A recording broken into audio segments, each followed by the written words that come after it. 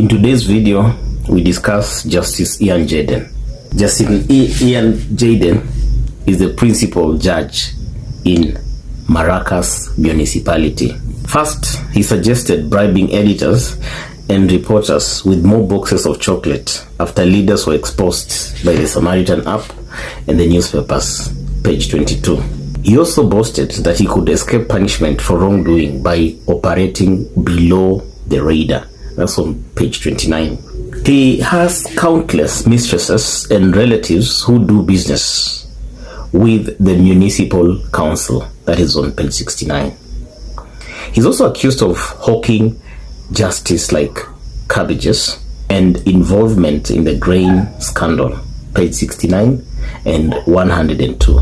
As a shareholder in Prime Orchard Farm, he reared rats and deliberately released them into rice and cornfields to undermine local production and boost demand for imported grains, from which his company benefited as a major importer.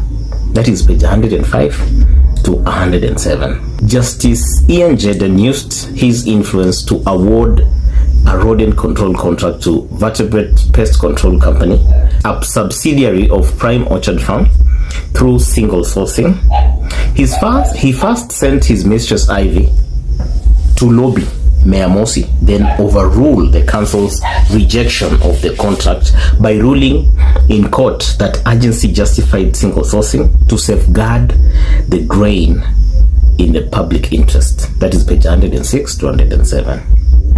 When sued for being the source of rodents, the case was assigned to him, and he ruled in favor of his own company, claiming the infestation was a natural phenomenon, page 108.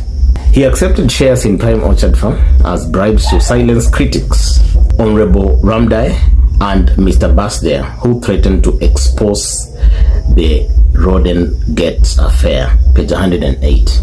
He admitted to receiving money from litigants to deliver favorable judgments, thereby accumulating wealth through biased rulings, page 112 and 116. He also used his judicial position to amass personal fortune, describing it as normal because everybody else was doing it. That is on page 112. Justice Ian Jaden also actively plotted with other leaders to defeat the Samaritan app by convening secret meetings, proposing the principle of double jeopardy to evade prosecution, and suggesting bribes or job offers to Nicole. This information is found on page 114 to 119, page 123, page 127,